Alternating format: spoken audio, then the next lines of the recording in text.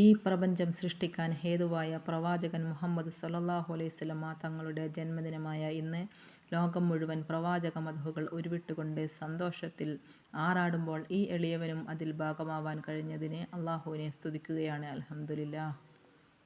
മുത്തുനബി സ്വല്ലല്ലാഹു അലൈഹി വസല്ലമയുടെ മദ്ഹുകളിൽ നിന്ന് രണ്ട് വാക്ക് ഞാനും പറയാം. ലോകത്തുള്ള ഒരാളെക്കൊണ്ടും നബി തങ്ങളുടെ മദ്ഹ് പറഞ്ഞു തീർക്കാൻ സാധിക്കുകയില്ല.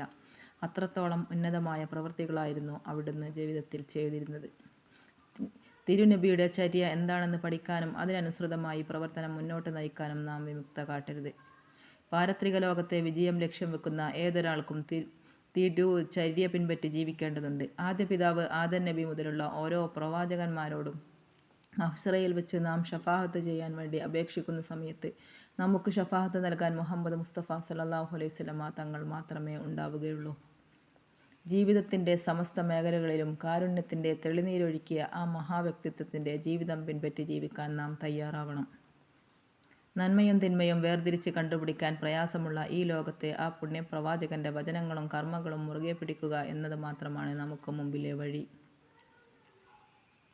ജീവിതത്തിൽ നിന്ന് കോപത്തെ ഒഴിവാക്കാനും വിനയവും വിട്ടുവീഴ്ചയും കാണിക്കുവാനും മുത്തുനബി സല്ലല്ലാഹു അലൈഹി വസല്ലമ നമ്മെ പഠിപ്പിച്ചു.